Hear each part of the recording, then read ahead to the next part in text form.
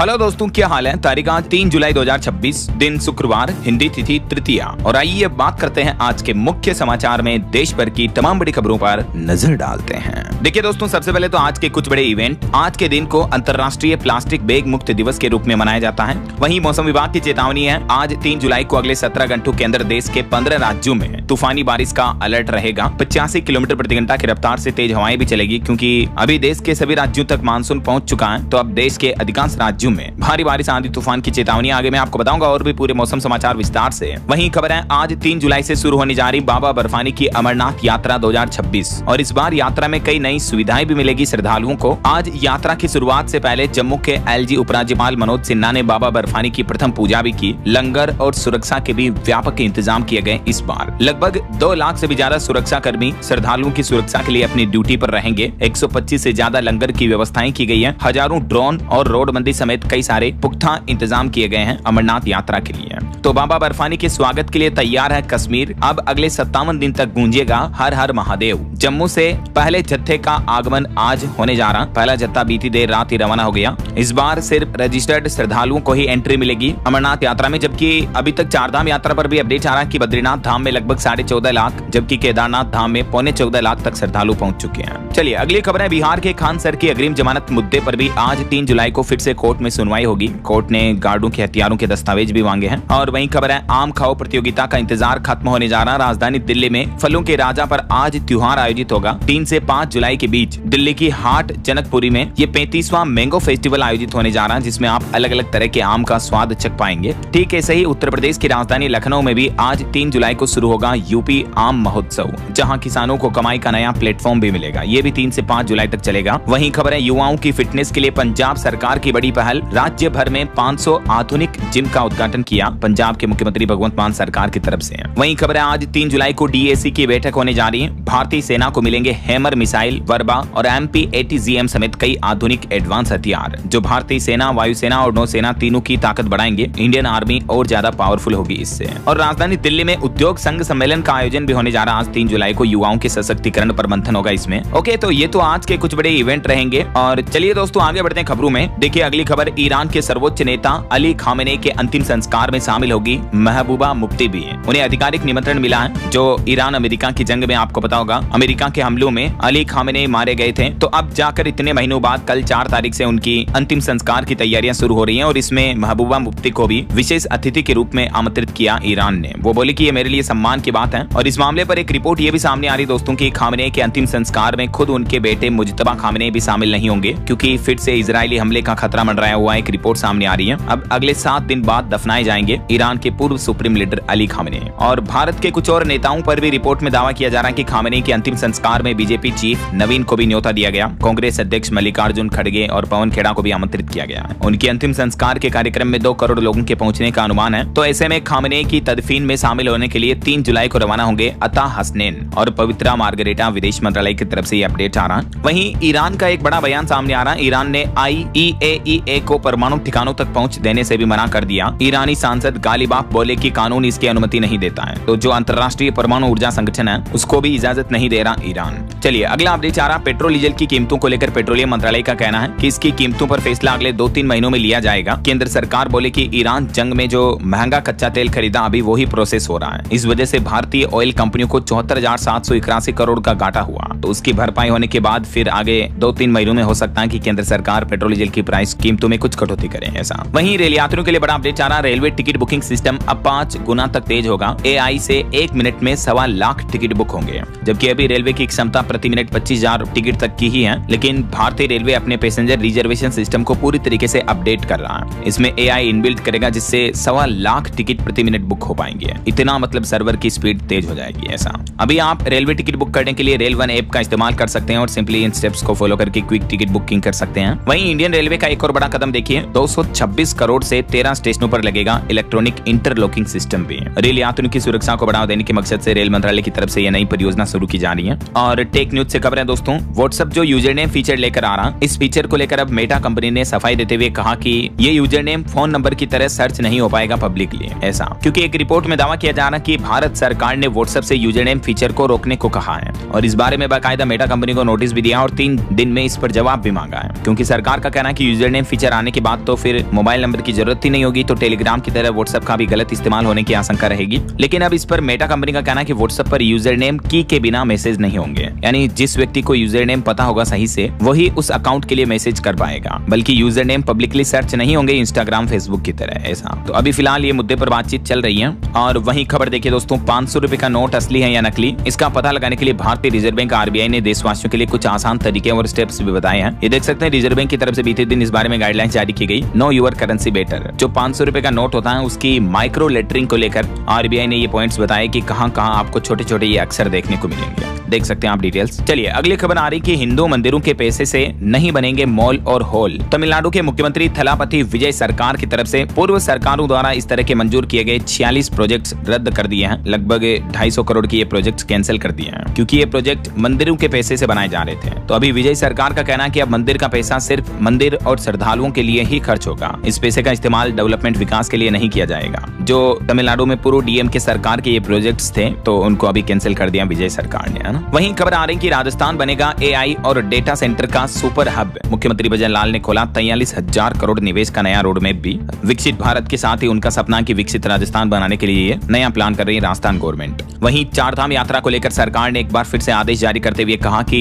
यात्रा के लिए पंजीकरण अनिवार्य है। श्रद्धालुओं के लिए उत्तराखंड सरकार की तरफ से जो नई एडवाइजरी जारी की गई उसमें कहा गया है कि श्रद्धालु यात्रा से पहले अपना रजिस्ट्रेशन पंजीकरण जरूर करवा लें। सुरक्षित और सुगम यात्रा के लिए चाहे ऑनलाइन ऑफलाइन किसी भी तरीके से करवाओ, लेकिन रजिस्ट्रेशन के साथ ही स्वास्थ्य जांच और आवश्यक तैयारियों पर भी जोर दिया है उत्तराखंड सरकार ने। ऐसा चलिए खबर आ रही कि अब इलेक्ट्रिक वाहनों में आग नहीं लगेगी क्योंकि नई लिथियम आयन बैटरी जो है वो 150 डिग्री तक तापमान में भी गाड़ियां चलाने के लिए सक्षम होगी। चीनी वैज्ञानिकों की तरफ से इस तरह की बैटरी की नई तकनीक विकसित की गई है। वहीं हमारे देश में डेवलपमेंट को लेकर भी सरकार का बड़ा प्लान देखिए। बिहार में सड़क पुल और 31 बस डिपो विकसित किए जाएंगे। गाँव के लिए 51,923 करोड़ की परियोजनाओं की सौगात देने जा रही है बिहार के मुख्यमंत्री सम्राट सरकार की कैबिनेट बैठक में। ये इन विकास से जुड़ी कुछ परियोजनाओं के फैसलों को मंजूरी दी गई है। और भी डिटेल आप देख सकते हैं कि बिहार के विकास का नया प्लान क्या रखा है सम्राट सरकार की तरफ से। पटना और बक्सर जिलों के लिए भी कुछ ये बड़े ऐलान किए गए हैं। और वहीं खबर आ रही करोड़ों ग्राहकों के लिए राहत की खबर, महंगा नहीं होगा अमूल डेयरी का दूध। इससे पहले कुछ रिपोर्ट्स आ रही थी कि दूध वगैरह की कीमतें बढ़ सकती हैं, लेकिन अमूल डेयरी ने क्लियरिफिकेशन जारी किया कि अब कीमतें नहीं बढ़ेगी। ऐसा वहीं देखिए प्रधानमंत्री नरेंद्र मोदी ने मारुति सुजुकी के प्लांट का उद्घाटन किया। इस प्लांट की प्रोडक्शन कैपेसिटी 10 लाख यूनिट तक होगी। 21,000 लोगों को रोजगार मिलेगा। हरियाणा के सोनीपत जिले के खरदौदा में ये मारुति की नई मैन्युफैक्चरिंग फैक्ट्री का उद्घाटन किया है पीएम नरेंद्र मोदी सरकार की तरफ से। इस दरमियान उनके साथ जापान की प्रधानमंत्री भी रही ताकाइची, जो कि अभी भारत दौरे पर आई हुई है। इस दरमियान भारत जापान दोनों देशों के बीच कई बड़े एमओयू पर हस्ताक्षर भी हुए हैं। पीएम मोदी बोले कि कई कंपनियों से हमारा नाता 100 साल से भी ज्यादा पुराना है। भारत और जापान के बीच रक्षा सह उत्पादन समेत कई समझौतों पर मुहर लगी है। पीएम मोदी ने जापान की पीएम से मुलाकात करते हुए कहा कि मारुति सुजुकी 2/3 कारें भारत में बना रही है और जापान की मदद से देश में खाद के 1000 कारखाने लगे हैं। पीएम मोदी ने ताकाइची को अपनी बहन बताया। जो ताकाइची जापान की प्रधानमंत्री अभी भारत दौरे पर आई हुई है 3 दिन की ऑफिशियल यात्रा पर। इस दरमियान भारत और जापान दोनों देशों के बीच इन 6 बड़े क्षेत्रों में ये अहम समझौते हुए हैं। इनकी लिस्ट भी आप देख सकते हैं। डिफेंस सेक्टर को लेकर नौसेना का नया सिस्टम बनाएंगे। एआई तकनीक, आर्थिक सुरक्षा, स्वास्थ्य, हेल्थ सेक्टर, ऊर्जा और निवेश समेत इन 6 अहम समझौतों पर सहमति बनी है। ऐसा चलिए अगला अपडेट जा रहा है पीएफ खाता वालों के लिए बड़ी खबर देखिए। पीएफ से पैसे निकालने के नियमों में सरकार ने बदलाव किया है। अब 1 लाख रुपए तक के फंड से सिर्फ आप 75,000 रुपए ही अधिकतम निकाल सकेंगे। सरकार ने पीएफ से जुड़ा कौन सा नया नियम लागू किया? तो जो पुराना ईपीएफ स्कीम 1952 कानून था उसकी जगह ईपीएफ स्कीम 2026 को नोटिफाई कर दिया है और इसमें स्पेशली निकासी को लेकर नियम बदले गए हैं। एक तो सरकार का कहना है कि अब ईपीएफओ में किसी भी तरह की लापरवाही नहीं चलेगी। सरकार ने नए सोशल सिक्योरिटी से जुड़े भी नियम लागू कर दिए हैं। इसके अलावा जो पीएफ क्लेम होता है उसके लिए भी सख्त डेडलाइन तय की है। ये कुछ और की पॉइंट्स आप देख सकते हैं स्क्रीन पर। इन नई स्कीमों का नोटिफिकेशन जारी हुआ और पीएफ क्लेम में देरी करने पर अब अधिकारियों पर सख्त कार्रवाई होगी। कर्मचारियों के योगदान में कोई बदलाव नहीं किया। अब कंप्लीट प्रोसेस डिजिटल होगी। बाकी और भी नए नियमों से कर्मचारियों को क्या क्या फायदे होंगे, बेनिफिट होंगे, इस बारे में डिटेल जानकारी आप देख सकते हैं। चलिए दोस्तों अगली खबर देखिए। राम मंदिर चंदा चोरी मामले पर अब सुप्रीम कोर्ट की निगरानी में जांच की जाए। विपक्ष से कांग्रेस से इनकी मांग है। वेणुगोपाल ने भी पीएम मोदी को पत्र लिखते हुए कहा कि दान चोरी और गबन के खुलासों से भारतीय लोगों की आस्था पर यह आघात लगा है बड़ा। और अभी खबर आ रही कि राम मंदिर ट्रस्टी अनिल मिश्रा से बंद कमरे में पूछताछ हुई। एसआईटी ने गोपाल राव से भी सवाल पूछे और राम मंदिर चढ़ावा चोरी के 2 आरोपियों के घर पर बुलडोजर एक्शन लेने की भी तैयारी की जा रही है। 2 आरोपियों के घर पर बुलडोजर चलाया जाएगा। चंपत राय पर एफआईआर के लिए प्रदर्शन भी देखने को मिला और ट्रस्टी अनिल से भी पूछताछ जारी है। बाकी अभी एक दिन पहले आपको बताओ राम मंदिर चोरी मामले में आरोपी अविनाश के घर से 20 लाख रुपए केस मिले थे। $1,000 की करेंसी भी बरामद हुई और ये जो संदूक मिला निकला था इसके घर से, उस पर लिखा था राम राज्य कोष, QR कोड भी चिपका था। तो कहने का मतलब कई सारे जो बड़े लेवल के लोग बाग हैं वो भी इस भ्रष्टाचार में, चोरी में शामिल पाए जा रहे हैं। तो आगे देखते हैं SIT की तरफ से और क्या क्या नई जांच में खुलासे आते हैं, मैं आपको बताता रहूंगा अपडेट। वहीं खबर देखिए, प्रदूषण पर अच्छी रिपोर्ट आ रही भारत के लिए स्पेशली। क्लियर एयर इकोनॉमिक्स के मामले में भारत में हवा कुछ साफ हुई है, अब आर्थिक समृद्धि भी देखने को मिल रही है। देश में वायु प्रदूषण अगर 20% तक घटता है तो लोगों को 20 लाख करोड़ रुपए का हेल्थ बेनिफिट मिलेगा और 14 लाख नई नौकरियां भी पैदा होगी भारत में। ये एक रिपोर्ट आ रही है, पोल्यूशन कम करने से कितना बेनिफिट हो सकता है इकोनॉमी के लिए भी और लोगों की हेल्थ के लिए भी, देख सकते हैं आप। वहीं सोने चांदी के भाव पर खबर है दोस्तों, चांदी के भाव में 3420 रुपए की बढ़ोतरी देखने को मिली और अभी चांदी का भाव 2,29,000 रुपए प्रति किलो चल रहा, जबकि सोना भी 1371 रुपए बढ़कर 1,43,000 रुपए प्रति 10 ग्राम चल रहा है। पिछले एक महीने में सोना 13,000 रुपए जबकि चांदी 34,000 रुपए से भी ज्यादा सस्ती हो चुकी है। और बाकी अलग अलग कैरेट के हिसाब से तो गोल्ड का प्राइस आप देख ही सकते हैं स्क्रीन पर। चलिए अगली बड़ी खबर देखिए, इंडियन नेवी ने समुद्री लुटेरों का हमला नाकाम किया, अदन की खाड़ी में INS त्रिकंड के मार्कोस कमांडो को देखते ही भाग निकले लुटेरे। भारतीय नौसेना की ये बड़ी मिशन कामयाबी देखने को मिली है। और कुछ पॉलिटिक्स के अपडेट देखिए दोस्तों, पश्चिम बंगाल की राजनीति में TMC के बागी गुट ने दावा किया, कहा कि पार्टी का सिंबल हमारा है, चुनाव आयोग से जल्द फैसला लेने की मांग भी की है। और वहीं इधर बीजेपी गठबंधन NDA संगठन ने भी मिशन 360 लॉन्च किया, जिसके तहत अब DMK और NCP सपा में सेंध की तैयारी की जा रही है। लोकसभा में 2/3 का आंकड़ा पाने के लिए अब 41 सांसदों की जरूरत है, तो बड़े संवैधानिक बदलाव करेगी NDA, इसको लेकर भी प्लानिंग चल रही है। वहीं खबर है, प्रधानमंत्री नरेंद्र मोदी कल 4 जुलाई को राजस्थान में एक रिफाइनरी का उद्घाटन करेंगे। वैसे तो इसका उद्घाटन 20 तारीख को ही होना था, लेकिन अचानक इसमें आग लग गई, तो उसके बाद आपको पता होगा PM मोदी ने अपना दौरा भी स्थगित कर लिया था। तो अभी खबर आ रही कि 4 तारीख को एक बार फिर से राजस्थान के बालोतरा में ये रिफाइनरी का उद्घाटन किया जाएगा ऐसा। चलिए अगली खबर देखिए, छत्तीसगढ़ हाईकोर्ट ने बड़ा फैसला सुनाया, कहा कि सरकारी स्कूलों में जारी रहेगी सरस्वती वंदना और गायत्री मंत्र का पाठ। जो छत्तीसगढ़ शिक्षा विभाग की तरफ से हाल ही में ये फैसला लिया गया, तो इस पर रोक लगाने की याचिका लगाई गई हाईकोर्ट में, लेकिन हाईकोर्ट ने इस याचिका को भी खारिज कर दिया। हालांकि हाईकोर्ट ने इस मामले पर सुनवाई करते हुए ये जरूर कहा कि सरस्वती वंदना और गायत्री मंत्र जैसे हिंदू प्रार्थना गाने के लिए किसी भी स्टूडेंट को मजबूर नहीं कर सकते हैं, लेकिन जो शिक्षा विभाग की तरफ से ये नियम लागू कर रखा तो इसको कैंसिल भी नहीं किया जाएगा ऐसा, क्योंकि जो स्टूडेंट चाहते हैं हिंदू वगैरह हैं वो चाहे तो गायत्री मंत्र हिंदू प्रार्थना वाले इस तरह के सेशन में शामिल हो सकते हैं। बाकी जो मुस्लिम स्टूडेंट हैं वो ऐसा नहीं चाहते तो वो नहीं शामिल होंगे, कोई दिक्कत नहीं है। किसी भी स्टूडेंट को जबरदस्ती फोर्स नहीं किया जाएगा, लेकिन शिक्षा विभाग के इस नियम प्लान को कैंसिल भी नहीं किया जाएगा ऐसा।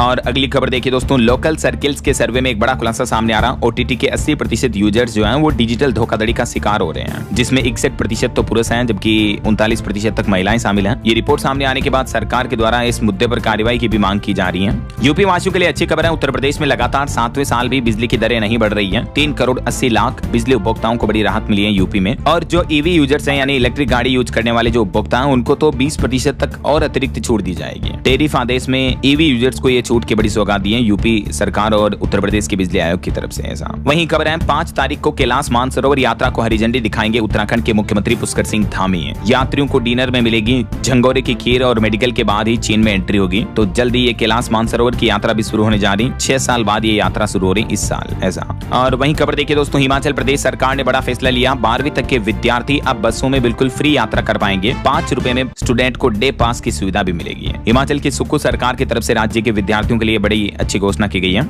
और इसके अलावा हिमाचल से एक और अपडेट आ रहा कि हिमाचल की सुक्खू सरकार ने एक और बड़ा फैसला लिया, अनुकंपा नौकरी के खारिज मामलों को भी वापस मौका मिलेगा। सीधी भर्ती में 5% कोटे की छूट देने की भी घोषणा की है हिमाचल के मुख्यमंत्री सुखविंदर सिंह सुक्खू की तरफ से ऐसा। वहीं टेक न्यूज से खबर है, Oppo Reno 16 smartphone series Bharat में लॉन्च हुई। 50 मेगापिक्सल कैमरा मिलेगा, 7000 mAh बैटरी और इसकी शुरुआती कीमत 46,999 होगी ऐसा। और गूगल कंपनी ने भी अपना नया सिग्नेचर मोबाइल ऐप एंड्रॉइड के लिए रोल आउट कर दिया। तो अब किसी भी PDF वगैरह डॉक्यूमेंट पर आप साइन करना चाहते हो तो ये सिग्नेचर ऐप के माध्यम से आसानी से क्विकली कर पाएंगे ऐसा। वहीं केंद्र सरकार के खाद्य विभाग की तरफ से बड़ी कार्रवाई की गई। FSSAI ने एनर्जी ड्रिंक के दावों को लेकर रेड बुल, पेप्सिको इंडिया और कैंपा समेत कई ब्रांड्स को नोटिस भेजा, क्योंकि ये ब्रांड्स दावा करते हैं क्विक एनर्जी पाए वगैरह वगैरह, लेकिन FSSAI यानी food safety standard authority of India का ये मानना है कि ये जो बड़े बड़े ब्रांड्स दावे कर रहे हैं ये दावे सही नहीं है, गलत है। यही वजह कि इन सभी बड़ी बड़ी कंपनियों को नोटिस भी जारी किया FSSAI ने ऐसा। बहरहाल अभी तो अपन कुछ और महत्वपूर्ण और काम की खबरें देखेंगे दोस्तों, लेकिन फिलहाल वक्त तो चला है आज के ताजा मौसम समाचार जानने का।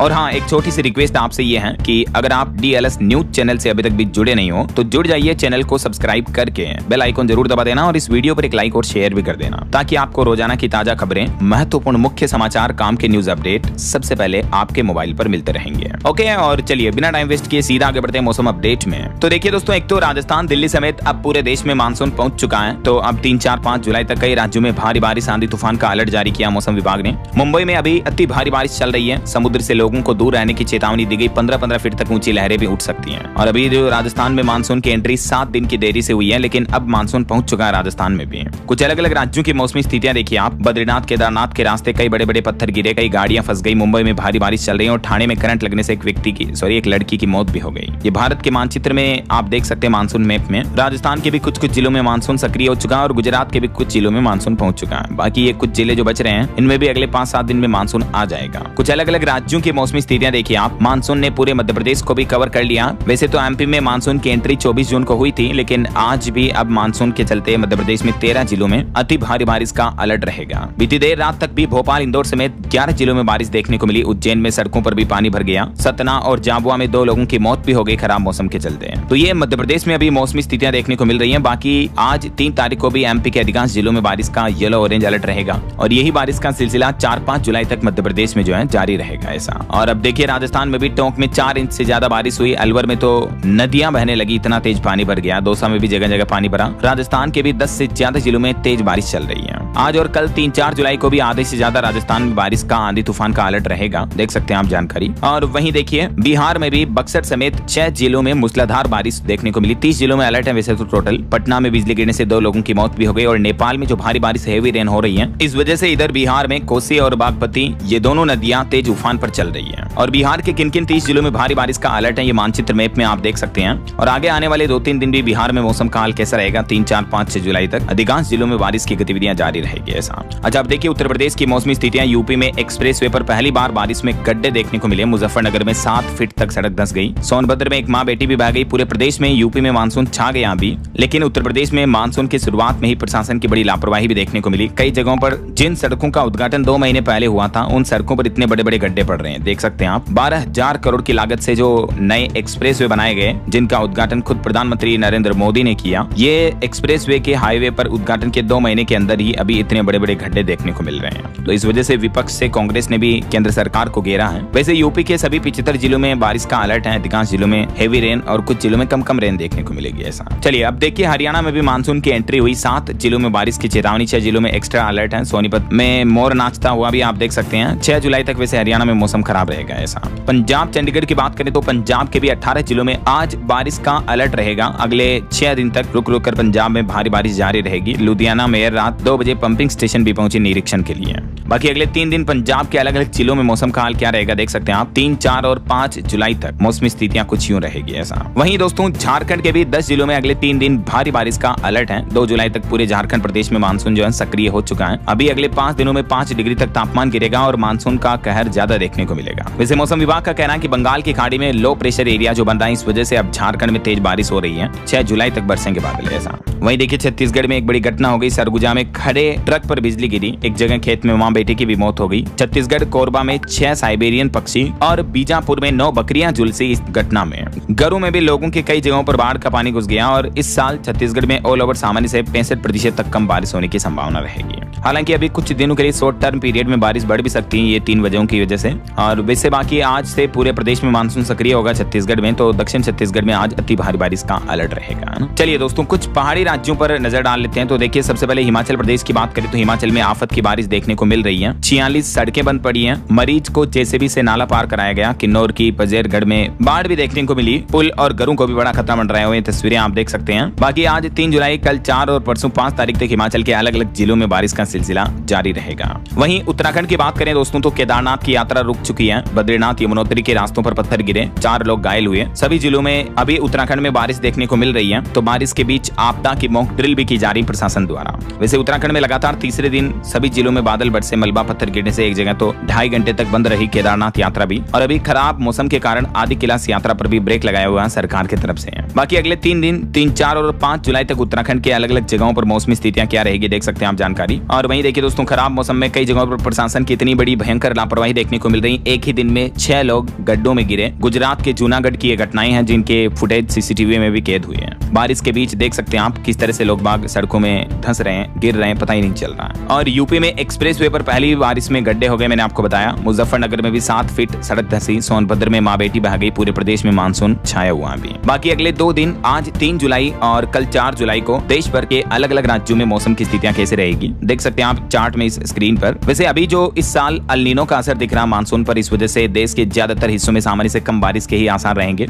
जुलाई महीने में भी कम बारिश हो सकती है। हालांकि अगले 7 से 10 दिन सप्ताह भर के अंदर अंदर तो बादल बरसेंगे, लेकिन ऑल ओवर जुलाई महीने में बारिश की कमी देखने को मिलेगी। पिछले महीने जून में भी देश में सामान्य से 40% तक कम बारिश हुई है अल नीनो के प्रभाव की वजह से ही। तो अभी भी मौसम विभाग का यह मानना है कि जैसे जैसे समय नजदीक आएगा महंगाई और बढ़ सकती है ऐसा, क्योंकि कमजोर मानसून की वजह से इस साल खरीफ फसलों की बुआई में भी 23% तक की गिरावट देखने को मिली है ऐसा। अच्छा, वैसे आप कौन से राज्य में रहते हैं दोस्तों, और आपके यहाँ भी मतलब मौसम की स्थितियां कैसी चल रही, बारिश वगैरह हो रही है या गर्मी का माहौल है? आपके राज्य और जिले का नाम मुझे नीचे कमेंट करके बताइएगा जरूर, और आपके यहाँ मौसम का हाल क्या चल रहा है कमेंट में लिखिएगा। ओके, और चलिए बिना टाइम वेस्ट किए सीधा आगे बढ़ते हैं। मौसम अपडेट के बाद कुछ मार्केट अपडेट्स पर नजर डाल लेते हैं। तो देखिए दोस्तों, भारतीय शेयर बाजार में निवेशकों के लिए अच्छी खबर देखने को मिली। 2 दिन की गिरावट के बाद जोरदार वापसी हुई। सेंसेक्स 500 अंक से भी ज्यादा उछला। सेंसेक्स में 579 अंक की बढ़ोतरी हुई और अभी 77,502 पर बंद हुआ। निफ्टी भी 170 अंक तेजी में रहा। वहीं मार्केट रेगुलेटर सेबी ने भी शुरू की नई हेल्प डेस्क सुविधा। अब आसानी से कर सकेंगे सेटलमेंट के लिए आवेदन। और दोस्तों, मूडीज की रिपोर्ट में दावा किया जा रहा है कि भारत का निजी ऋण बाजार 5 साल में $25 अरब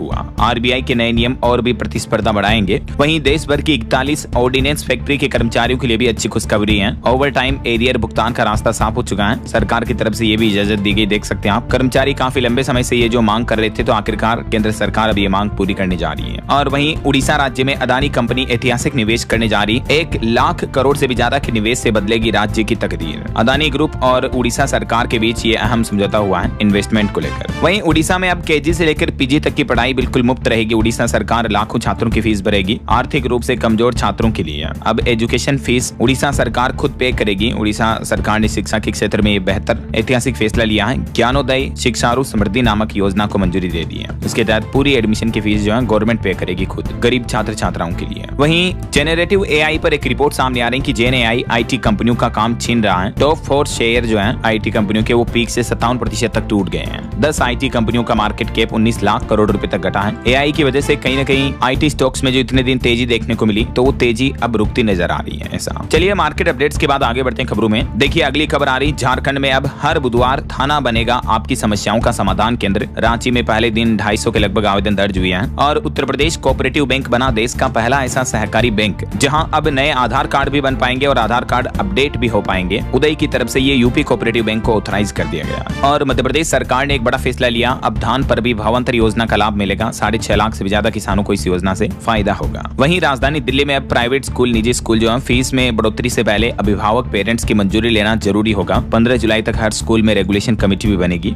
दिल्ली की रेखा गुप्ता सरकार की तरफ से ये नया आदेश जारी कर दिया है। और झारखंड सरकार का नया प्लान देखिए, अब जो सोशल मीडिया इन्फ्लुएंसर्स हैं, इंस्टाग्राम यूट्यूब पर रील्स वगैरह व्लॉग बनाने वाले, तो उनके जरिए झारखंड टूरिज्म की ब्रांडिंग करवाएगी झारखंड सरकार, पर्यटन को बढ़ावा देने के लिए ऐसा। वहीं बिहार राज्य में टीबी मुक्त बिहार अभियान की शुरुआत होने जा रही है। मिशन मोड में यह अभियान चलाने के निर्देश दिए। 14 अगस्त तक 1 करोड़ स्क्रीनिंग का लक्ष्य रखा गया है बिहार वासियों को टीबी मुक्त करने के लिए। चलिए अगली खबर देखिए दोस्तों, सोनम की जमानत रद्द कराने के लिए सुप्रीम कोर्ट पहुंची मेघालय सरकार। एसजी बोले कि जमानत रही तो इसके फरार होने का खतरा रहेगा। एक्चुअली बात कुछ यूं है कि मेघालय हाईकोर्ट की तरफ से तो जमानत मिल चुकी है सोनम को, जो अभी पिछले साल आपको पता होगा मध्य प्रदेश इंदौर में सोनम रघुवंशी ने राजा रघुवंशी का वध कर दिया था, हत्या कर दी थी। तो इस हत्याकांड मामले में अब सुप्रीम कोर्ट पहुंच चुका केस। सोनम की जमानत के खिलाफ मेघालय सरकार ने अपील की है। तो अब देखते हैं सुप्रीम कोर्ट की तरफ से इस पर फाइनल फैसला क्या आता है। और अभी कुछ इसी तरह का मामला जो हाल ही में महाराष्ट्र पुणे में देखने को मिला, इस पर भी खबर आ रही कि सिया को लेकर घर पहुंची महाराष्ट्र पुलिस। कई अहम सबूत भी बरामद हुए। फोरेंसिक जांच में अब और नए बड़े खुलासे सामने आ रहे हैं। पुणे पुलिस ने सिया के घटना वाले दिन के कपड़े भी बरामद कर लिए हैं और कोर्ट से पॉलीग्राफ टेस्ट की भी परमिशन मांगी है। और अगली खबर आ रही है, व्हाट्सएप के यूजरनेम विवाद के बीच अब सरकार ने टेलीग्राम और सिग्नल ऐप को भी नोटिस भेजा। इस नोटिस में सरकार ने पूछा कि आपको यूजरनेम फीचर बनाए रखने की अनुमति क्यों दी जानी चाहिए, इसका क्लियरिफिकेशन दो हमें ऐसा।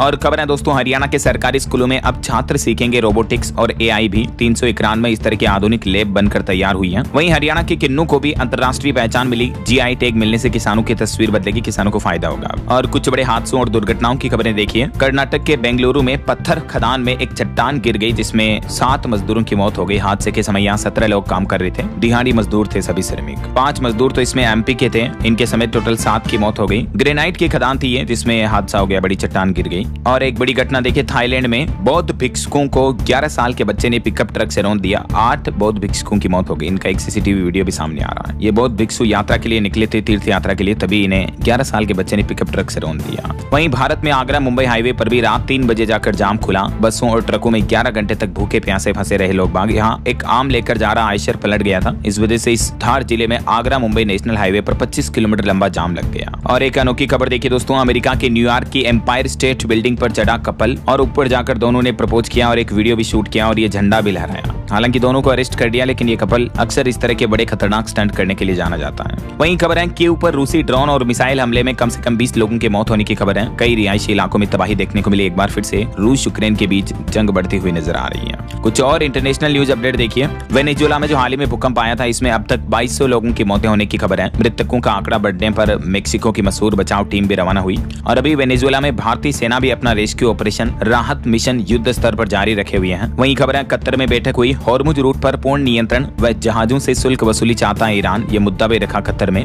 अमेरिका और ईरान के बीच शांति समझौते में अभी ये कुछ तकनीकी पेच फंसे हुए हैं। और ईरान यूएस के बीच परमाणु मुद्दे पर भी मंथन कब होगा, इसको लेकर अमेरिका के उपराष्ट्रपति जेडी वेंस बोले कि दोहा में तेहरान के साथ सही दिशा में बातचीत चल रही है। वहीं खबर देखिए, क्या एआई पर होगा संयुक्त राष्ट्र का नियंत्रण, क्योंकि यूएन की तरफ से AI फॉर गुड नाम से एक नया आयोग बनाया गया। तो इस पर एक रिपोर्ट आ रही है कि आर्टिफिशियल इंटेलिजेंस को भी यूएन कंट्रोल कर सकता है भविष्य में, ऐसा। वहीं देखिए, जापान में आजकल स्लिप टेक मार्केट का बूम देखने को मिल रहा है, क्योंकि लोग बाग इतने व्यस्त हैं कि नींद पूरी नहीं हो रही है। तो लिटरली कई कंपनियों में इस तरह के नैप बॉक्स बनाए गए हैं, जहां खड़े होकर लोग बाग झपकी ले सकते हैं। कामकाजी दिनों में व्यस्तता के चलते जापान की कंपनियों में अब इस तरह के हालात पैदा हो रहे हैं। देखिए आप, चलिए अगली खबर देखिए। गुजरात हाईकोर्ट ने बड़ी टिप्पणी की। हिंदू विवाह की वैधता के लिए केवल पंजीकरण यानी रजिस्ट्रेशन सर्टिफिकेट ही काफी नहीं है, बल्कि 7 फेरे और रीति रिवाज भी पूरे करना जरूरी है। वहीं केंद्र सरकार ने विदेश सचिव विक्रम मिश्री का कार्यकाल बढ़ा दिया। अगले आदेश तक ये पद पर बने रहेंगे। और वहीं खबर देखिए, ब्रिजभूषण यौन उत्पीड़न मामले में अदालत ने अपना फैसला सुरक्षित रखा।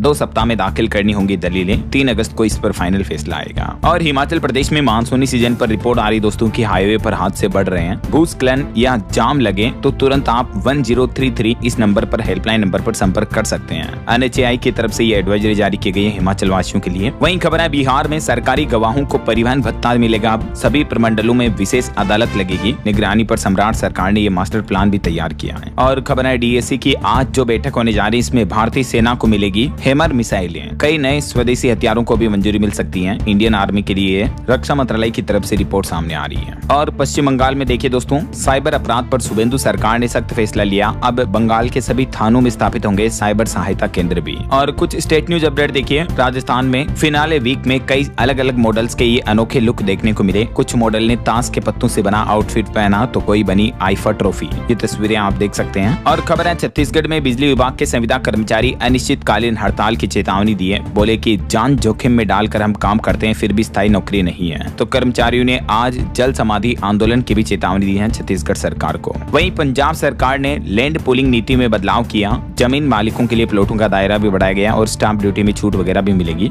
देख सकते हैं आप ज्यादा जानकारी। वहीं खबर देखिए, सुप्रीम कोर्ट ने कहा कि फैसलों में AI के फर्जी उदाहरण देना खतरनाक है। ये मिथाइल आइसोसाइनेट जैसे हैं, इससे न्याय व्यवस्था को नुकसान हो सकता है। एक ऐसे ही मामले की सुनवाई करते हुए NCLT का फैसला भी रद्द कर दिया सुप्रीम कोर्ट ने। आर्टिफिशियल इंटेलिजेंस से बनाए गए नकली कानूनी उदाहरणों का इस्तेमाल खतरनाक बताया है। ओके, और अंत में दोस्तों आज के राशिफल पर नजर डालते हैं। देखिए आप, मेष राशि वालों की नौकरी में प्रमोशन मिलने की उम्मीद है। वहीं सिंह और तुला राशि वालों को भी रुका पैसा मिलने की योग है। और भी कुछ अलग अलग राशियों का राशिफल आप देख सकते हैं स्क्रीन पर। और हाँ दोस्तों, आप मुझे कमेंट करके बताइए कि निम्न में से किस भारतीय राज्य की तटरेखा सबसे लंबी है। इन दिए हुए राज्यों में से कौन से इंडियन स्टेट की तटरेखा जो है सबसे लंबी है, कमेंट करके बताइए। सही जवाब देने वाले लोगों को रैंडमली सेलेक्ट होने पर DLS न्यूज टीम की तरफ से शानदार सरप्राइज गिफ्ट जीतने का मौका मिलेगा। और इसी के साथ ही अगर आपको वीडियो अच्छा लगा तो इसे लाइक करना, शेयर भी करना। DLS न्यूज चैनल को सब्सक्राइब करके बेल आइकन जरूर दबा देना, रोजाना ऐसी इन्फॉर्मेटिव जानकारियां, महत्वपूर्ण समाचार देखते रहने के लिए। ओके, ख्याल रखिएगा अपने आप का, अपने परिवार का। मिलेंगे अगले नेक्स्ट अपडेट में, तब तक के लिए जय हिंद, जय भारत, वंदे मातरम।